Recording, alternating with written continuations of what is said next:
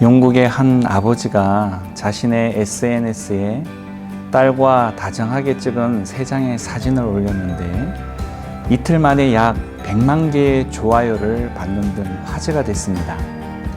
사진 속 아버지의 손을 잡고 있는 딸의 나이는 8살, 12살, 그리고 20살. 약 20년간 같은 장소에서 같은 포즈로 찍은 아버지와 딸의 사진이었죠. 딸을 사랑하는 마음과 가족의 행복, 추억을 위해 노력했을 그 아버지의 수고가 담긴 인생 일기였던 것입니다. 시간이 쌓일수록 가치 있고 귀중해지는 것들이 있습니다. 아버지와의 시간이 그럴 텐데요. 30년, 50년, 70년, 아니 태초 전부터 우리를 사랑하셔서 매일매일 힘쓰시는 우리 하나님 아버지와 소중한 추억 만들어 가시기를 소망해 봅니다. 한 주간 평안하셨습니까? 반갑습니다. 권성민 목사입니다. 지난 시간 역대하에 이어 에스겔서를 살펴보겠습니다. 지금은 거리 공연이나 문화 활동이 활발히 이루어져 갑자기 만나게 되는 기괴한 모습들이 그리 낯설지는 않지만 얼마 전까지만 해도 그러한 행위 예술가들의 모습은 도무지 이해할 수가 없었습니다. 오늘 우리가 만나는 에스겔 선지자는 지금으로부터 약 2600년 전임에도 불구하고 훌륭한 행위 예술가로서의 면모를 충분히 발휘한 사람입니다. 그는 도대체 어떤 이유로 그러한 기괴한 행위들을 하게 된 것일까요? 그럼 시작해 볼까요?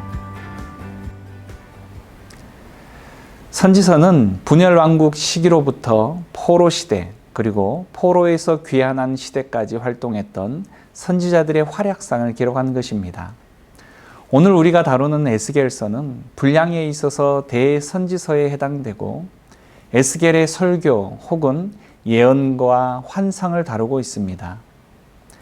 에스겔이 활동하고 있던 동시대의 유다에서는 예레미야, 그리고 포로로 끌려가 사역을 했던 다니엘이 있습니다.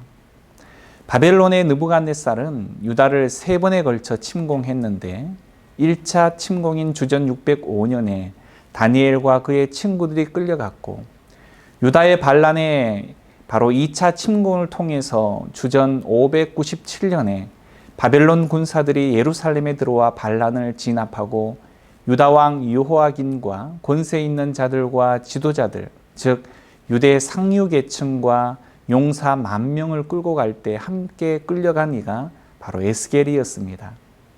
이때 에스겔의 나이는 25세의 제사장이었죠. 5년 후 바벨론 포로 생활 중 그의 나이 30일 때 기이한 모습을 한 피조물로 가득 찬 환상을 통해 하나님은 에스겔을 선지자로 부르시고 포로 생활 중인 유대인들에게 심판의 메시지를 전하게 하십니다. 유다의 불순종, 예루살렘에 임한 심판의 경고로 회개와 믿음을 촉구하고 평화와 축복을 외치는 거짓 선지자들을 따르지 말 것을 경고하게 되죠. 그 후 에스겔은 20년가량 사역을 이어가는데 그가 예루살렘의 멸망을 예언한 지 8년 만이자 선지자로 부름받은 지 11년 만에 포로지에서 바벨론의 3차 침공을 통해 유다의 종말 소식을 듣게 되고 그 후 에스겔의 메시지는 구원의 주제로 전환되어집니다. 미래에 포로된 자들은 예루살렘으로 돌아오고 성과 성전은 재건되며 이스라엘을 상하게 한 열방들은 끔찍한 고통을 겪게 될 것을 예언합니다. 이 사실을 그 유명한 마른 뼈 환상을 통해 말씀하시는데 이스라엘이 다시 국가로 부활할 것임을 약속한 내용이죠. 결국 하나님은 심판하시기보다 용서하시길 원하시며 하나님께 등 돌렸던 사람들의 충성과 사랑을 다시 회복하려는 시도를 결코 멈추지 않으실 것입니다. 에스겔의 이름은 하나님께서 강하게 하신다라는 의미인데 유다 역사상 가장 어두운 시기에 포로로 끌려가 있는 유대인들과 함께 거하며 그들을 격려하고 강하게 한 그의 사역에 잘 맞는 이름입니다. 특별히 신약의 계시록에 등장하는 기이하고 상징적인 이미지들은 다니엘서와 에스겔서에 빌려온 것이라고 주장하는 학자들이 있을 만큼 적지 않은 연관성이 있습니다. 아무튼 에스겔서는 기이하고 마음을 불안하게 하는 이미지들이 많이 나옵니다. 그래서 이 책에는 해화적 요소가 풍부하다라는 것이죠. 자신이 무슨 말을 하고 있는지를 알도록 돕기 위해 에스겔은 종종 이 자신의 예언을 행동으로 보여주기까지 합니다. 예를 들어 부인이 죽었는데 유대인들의 곡하는 관습을 따르지 않거나 자신의 머리와 이 수염을 밀고 일부 머리카락은 불에 태우거나 칼로 자르고 바람에 날리며 390일은 왼쪽, 40일 동안 오른쪽 방향으로만 누워서 잠을 자는 등 이 유대인들 스스로의 죄 때문에 바로 40년 이상 끔찍한 고통을 당해 큰 충격에 사로잡힐 일에 대한 예언을 바로 그의 행동으로 보여준 것이죠. 에스겔이 괴짜이거나 또는 정신분열증 환자여서가 아니라 하나님을 위해서 분명한 의도를 가지고 마치 광대와 같은 역할을 서슴없이 한 것이기에 오해가 없으시길 바라겠습니다.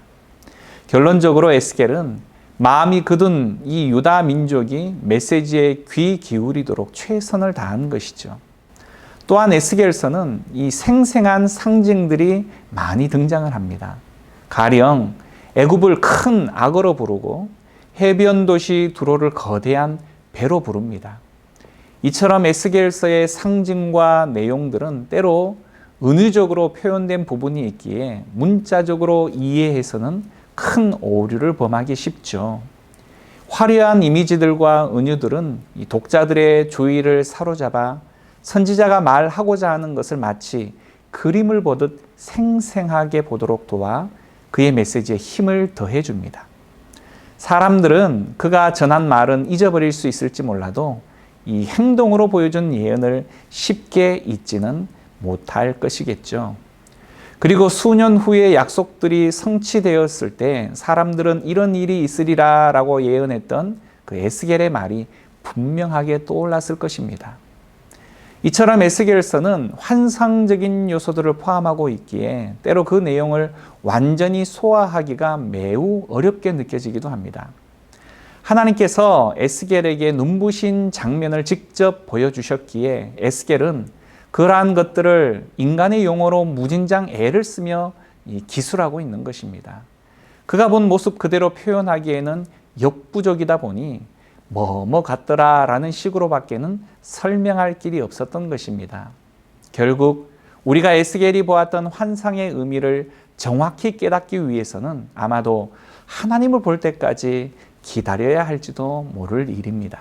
하지만 우리가 그의 환상을 정확히 이해하느냐 그렇지 못하느냐 보다는 우리 눈에 보이는 것 이면에 실체가 있고 또한 현재 봉착하고 있는 난관 이면에 소망이 있다라는 그의 메시지에 집중해야 한다라는 것이죠.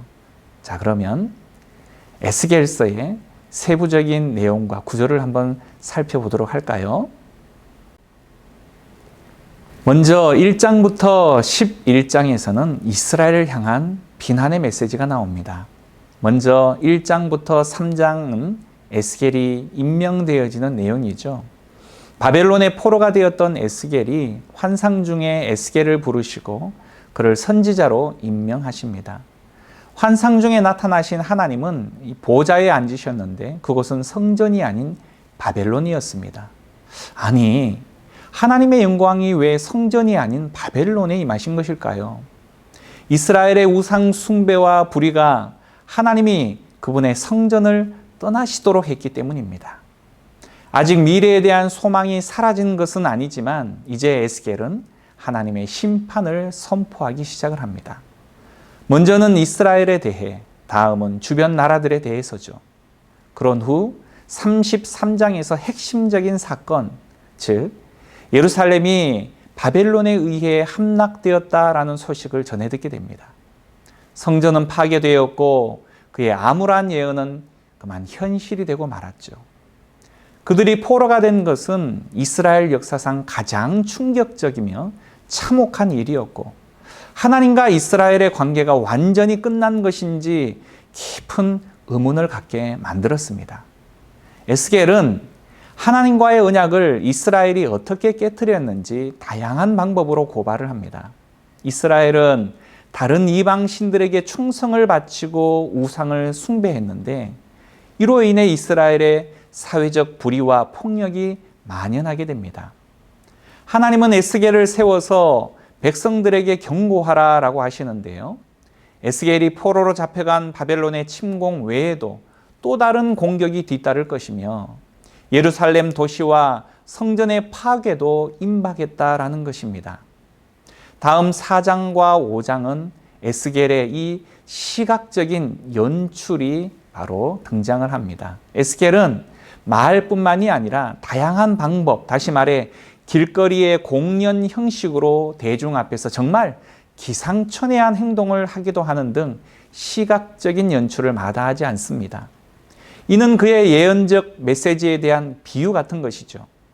그는 작은 예루살렘 모형을 만든 뒤에 그것이 공격당하는 것처럼 보이게 만들거나 머리카락과 수염을 완전히 밀고 난 뒤 그것을 칼로 내리치거나 가장 극단적인 행동으로서는 대속죄일에 자신이 이스라엘의 죄를 대신 짊어지는 행동을 했습니다. 또한 1년 동안 한쪽으로만 누워 쇠똥으로 불을 피우고 음식을 구워 먹었는데 이는 예루살렘이 포위당하는 동안 사람들이 먹게 될 더러운 음식에 대한 신호였죠. 그러나 그 중에서도 가장 낙심될 나쁜 소식은 하나님이 에스겔에게 아무도 그의 말을 듣지 않을 것이다 라고 말씀하신 것이었습니다. 이스라엘은 반역적이고 굳은 마음 때문에 에스겔을 거부할 것이죠.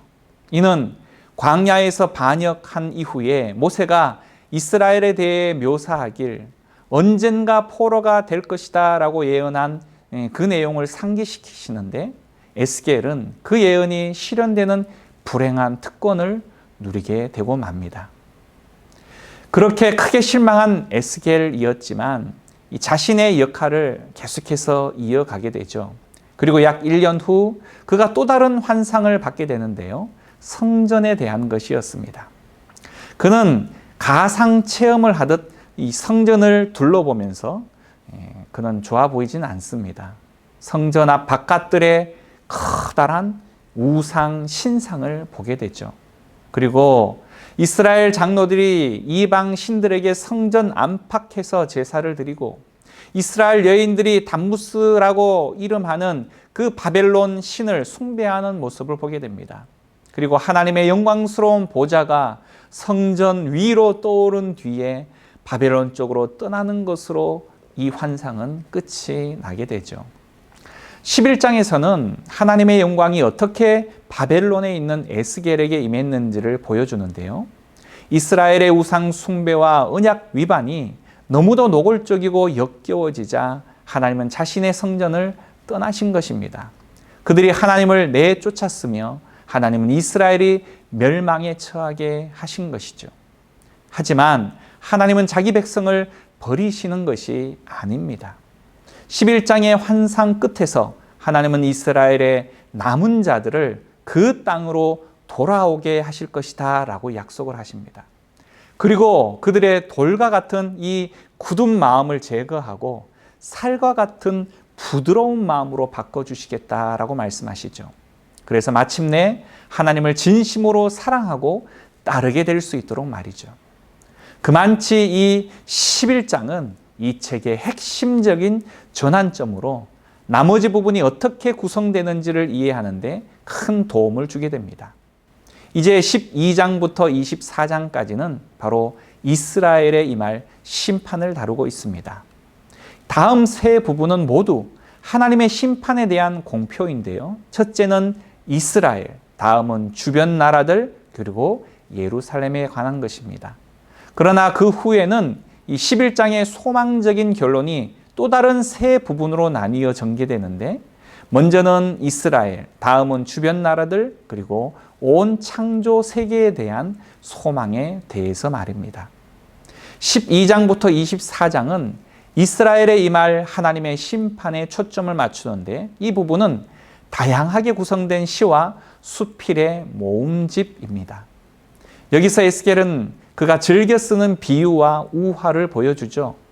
그는 이스라엘을 불타 쓸모없는 나뭇가지, 반항적인 아내, 감옥에 갇힌 위험하고 사나운 사자, 그리고 2명의 난잡한 자매로 묘사하는데, 이러한 묘사는 모두 이스라엘의 지각 없는 반역과 우상 숭배의 결과가 패망이라는 것을 잘 보여주고 있습니다. 이 부분에서 에스겔은 마치 하나님의 법정에 선 것처럼 행동하게 되는데, 그는 이스라엘에 대해 수세기 동안 언약을 위반한 결과로 파괴되어 마땅하다라고 주장을 합니다. 그리고 설사 노아나 다니엘이나 욥과 같이 세상에서 가장 의로운 사람이 하나님께 이스라엘을 살려달라라고 기도할지라도 하나님이 그 기도를 듣지 않으실 것을 주장합니다. 이미 너무 늦어버린 거죠. 이처럼 하나님의 공의는 이스라엘의 이 세대가 죄의 대가를 치르기를 요구하십니다. 이제 포로가 되는 것을 면할 수는 없다는 것이죠. 더 이상 돌아갈 수 없는 지경에 이르렀기 때문입니다.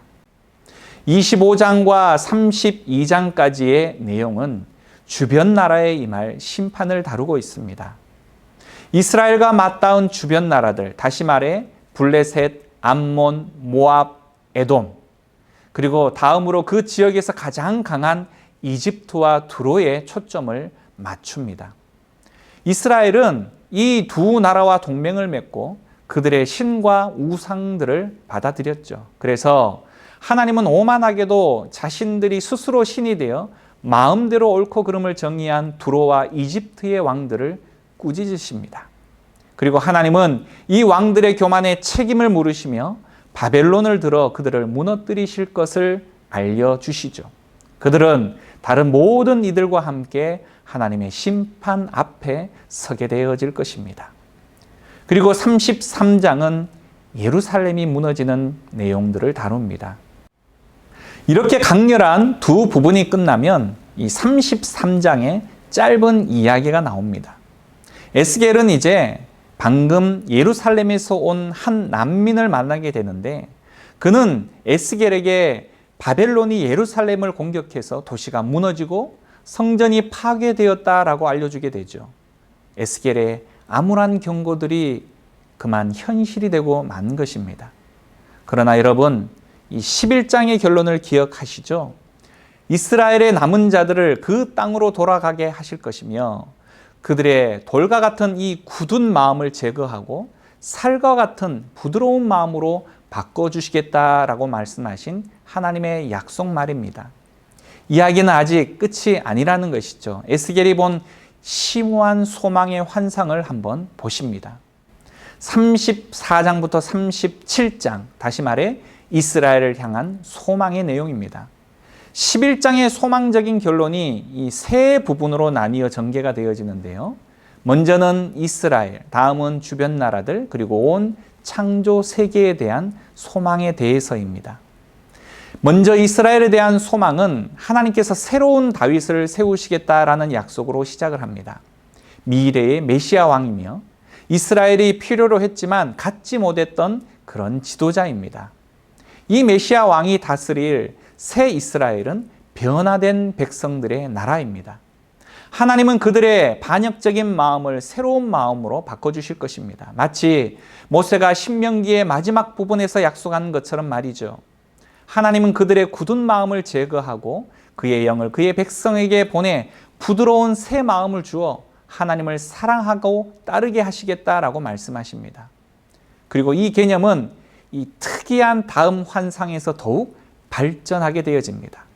에스겔은 사람의 마른 뼈로 가득한 거대한 골짜기를 보았고요. 하나님은 이것이 이스라엘의 영적 상태를 비유하는 모습이다라고 말씀하시죠. 하나님에 대한 그들의 반역은 포로됨과 실제 많은 사람들의 죽음을 가져왔지만 이는 또한 비유적인 죽음, 다시 말해 언약 관계의 죽음을 뜻하는 것이기도 합니다. 이제 하나님은 그의 영을 부어 그의 백성을 다시 살리겠다라고 에스겔에게 말씀하시죠. 그래서 바람이 와서 모든 뼈들을 일으켜 세우고 그 바람이 생기와 생명을 그들에게 가득 채우며 뼈들에 살이 덮이기 시작을 하게 되어집니다. 그런 후 에스겔은 갑자기 수많은 사람들이 그 앞에 선 것을 보게 됩니다. 이 환상은 창세기 2장에서 하나님이 흙에 그 생기를 불어넣어 인간을 창조하신 이야기를 회상하게 만들죠. 이스라엘과 온 인류는 하나님을 반역했고 그 결과 죽게 되었습니다. 그러니 그들의 유일한 소망은 하나님이 새로운 창조를 통해 하나님과 다른 이들과 진정한 사랑의 관계 속에 살 수 있도록 하시는 것이었습니다. 그렇게 하나님이 그의 백성들의 마음속에 있는 악을 다루신 후에도 여전히 풀리지 않는 의문이 하나 남게 되죠. 이를테면 온 열방에 만연한 악은 어떻게 된 것이고 하나님의 영광의 임재가 떠나간 성전은 앞으로 어떻게 될 것인가? 바로 이것이 이 책의 끝부분이 둘로 나누어 다루는 내용입니다. 먼저 38장과 39장은 열방에 만연한 이 악을 마곡 지역을 다스리는 이 고기라라고 말하는 이름을 가진 왕으로 의인화하여서 하나님께서 최종적으로 모든 악을 물리치실 것을 약속하십니다. 이 이름은 창세기 10장에 나오는 고대 왕국과 땅의 족보에서 유래된 것으로 먼 옛날에 있었던 강한 나라들을 연상시킵니다. 이렇게 에스겔은 성경에 나오는 고대 왕의 이름을 통해서 모든 난폭한 나라들의 모습을 상기시키는데 고기, 사방에서 나오는 7 나라들과 동맹을 맺는 것을 보며 모든 열방을 대표하는 인물이라는 것을 우리는 알게 됩니다. 또한 이것은 왜 에스겔이 이 책의 전반부에서 이집트와 두로의 왕들에 대해 사용한 표현들을 고객에도 사용하는지 이해하게 도와주죠. 에스겔에게 고기란 이 성경에 나오는 가장 악하고 폭력적인 인물들의 결정체로서 하나님을 대적하는 반역 인간의 전형이라고 말할 수 있습니다. 이 2장의 기본 이야기는 이렇습니다. 곡은 그의 백성을 회복하시려는 하나님의 계획에 저항을 합니다. 그리고 마치 출애굽 당시 바로처럼 이스라엘 백성을 파멸시키려고 하죠. 그러나 하나님은 공의로 곡을 심판하시는데요. 이 장면들은 상징과 형상으로 가득합니다. 에스겔은 그가 가진 모든 시적인 표현을 활용해서 하나님의 세상을 망친 인간의 악을 어떻게 멸하기로 결심하셨는지를 말하는데 그것은 하나님께서 새로운 창조를 위한 길을 닦으시는 것입니다. 그렇게 열방에서 악이 마침내 사라지고 이 책의 마지막 부분은 하나님의 임재가 어떻게 다시 성전과 그의 백성에게 돌아오셔서 전 우주적인 회복을 이루실지에 대해 잘 서술하고 있습니다. 에스겔은 먼저 새 성전과 새 도시에 대한 매우 길고 상세한 환상을 보게 됩니다. 그는 천상의 안내자를 따라 새 성전을 보게 되는데요. 그것은 심지어 솔로몬의 성전보다 크고 웅장했습니다. 새로운 제단, 새로운 제사장들, 완전히 새로운 예배 제도가 있었습니다. 에스겔이 새 성전을 모두 본 후에 그의 맨 처음 환상에 나왔던 하나님의 영광스러운 보좌가 이 새 성전으로 돌아오죠. 성전에 대한 이 환상들은 다가올 하나님 나라에서 그분의 영광의 임재가 백성에게 임할 사실을 알려주는 상징적인 묘사입니다. 에스겔은 작은 물줄기가 성전 문지방과 계단 밖으로 흘러나온 것을 보게 되는데요. 이 물줄기는 빠르게 거센 강으로 변하더니 성전과 도시를 넘어 사막으로 흘러나와 지구상 가장 황량한 장소인 사해의 계곡으로 흘러 들어갑니다. 그런 다음 그 강은 생명과 나무들을 만들어내고 죽은 바다 사해는 식물과 동물들이 가득한 살아있는 바다로 변하게 됩니다. 이 모든 광경들은 창세기 1장과 2장의 에덴 동산을 떠올리게 하는데요. 우리는 진실로 에스겔의 환상이 얼마나 장대한 것인지를 보게 됩니다. 하나님의 계획은 늘 온 인류와 모든 창조 세계를 생명을 주시는 그의 임재로 회복시키는 것이었습니다. 그렇게 이 책은 그 도시의 이름인 여호와 삼마 주께서 거기에 계시다를 외치며 마치게 됩니다. 에스겔의 환상은 그렇게 끝이 나죠. 소망으로 가득 찬 새로운 미래, 생명을 주시는 하나님의 영으로 생동하는 새로운 세상, 거기에 거하는 새 사람들, 그곳은 하나님의 사랑과 공의가 편만한 세상입니다. 그리고 그것이 에스겔서가 전하는 내용이죠. 여기까지 에스겔서였습니다. 다음 주 영상은 다니엘서입니다. 많은 기대 있으시길 바라겠고요. 강의를 보시고 난 이후에 느낌이나 또한 질문 내용은 댓글로 달아주시면 감사하겠습니다. 또한 성실 아카데미 유튜브 채널을 성실교회 홈페이지 메인 화면에서도 만나보실 수 있으십니다. 혹여라도 놓친 강의가 있다면 다시 찾아서 보실 수도 있으신 거죠. 목원들과 함께 나누시면서 말씀을 더욱 가까이 하실 수 있기를 소망하고 말씀을 알아가는 기쁨과 은혜가 우리 모두에게 가득하시길 소망하며 한 주간도 평안하시기를 소망합니다. 감사합니다.